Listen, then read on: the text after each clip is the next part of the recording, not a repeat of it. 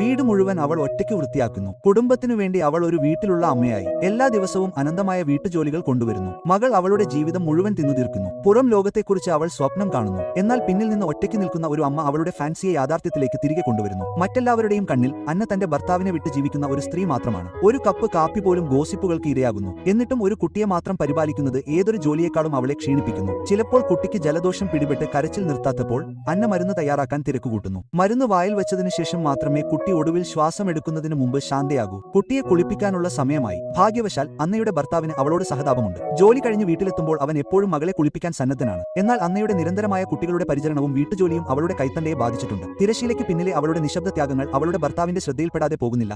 അതിനാൽ അന്നയ്ക്ക് 2 ദിവസത്തെ വിശ്രമം നൽകാൻ തന്റെ ജന്മനാട് സന്ദർശിക്കാൻ അദ്ദേഹം നിർദ്ദേശിക്കുന്നു. പക്ഷേ അവർ എത്തിയ നിമിഷം അമ്മായിയമ്മ ഒരു വലിയ പാത്രം ഡംപ്ലിംഗ് ഫില്ലിംഗ് കൊണ്ടുവന്ന് അന്നയോട് അവയെല്ലാം സ്വയം പൊതിയാൻ നിർദ്ദേശിക്കുന്നു. ആ ദിവസം അവളുടെ അനിയത്തി ക്ഷീണിതയാണെന്ന് മാത്രം പറയുന്നു.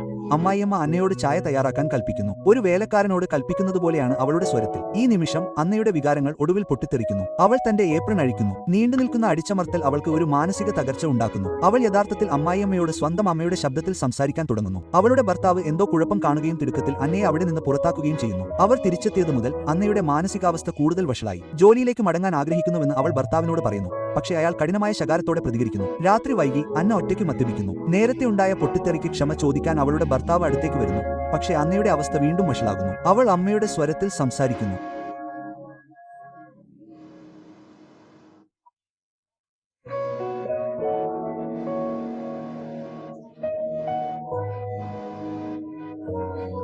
അന്നയുടെ രോഗത്തിന്റെ തീവ്രത ഒടുവിൽ ഭർത്താവ് മനസ്സിലാക്കുന്നു. തന്റെ ജോലി ഉപേക്ഷിച്ച് കുട്ടിയെ പരിപാലിക്കാൻ വീട്ടിൽ തന്നെ തുടരാൻ അദ്ദേഹം തീരുമാനിക്കുന്നു. പക്ഷേ മകന്റെ ഭാവിയെക്കുറിച്ച് ആശങ്കാകുലയായ അവന്റെ അമ്മ ഇതറിയുമ്പോൾ അവൾ നേരെ അന്നയുടെ അമ്മയുടെ അടുത്തേക്ക് പോയി അന്നയുടെ അവസ്ഥയെക്കുറിച്ച് പറയുന്നു. അന്നയുടെ അമ്മ വീട്ടിലേക്ക് ഓടുന്നു. സോഫയിൽ ശൂന്യമായി ഇരിക്കുന്ന മകളെ കണ്ട് അവൾ ഹൃദയവേദനയോടെ അവളെ കെട്ടിപ്പിടിക്കുകയും പതുക്കെ തലോടുകയും കുഞ്ഞിനെ അവൾ പരിപാലിക്കുമെന്ന് പറഞ്ഞ് ആശ്വസിപ്പിക്കുകയും ചെയ്യുന്നു. ക്രമീകരണങ്ങൾ ചെയ്ത ശേഷം അന്നയുടെ അമ്മ പോകാൻ ഒരുങ്ങുന്നു. അപ്രതീക്ഷിതമായി അന്നയുടെ അവസ്ഥ വീണ്ടും വഷളാകുന്നു.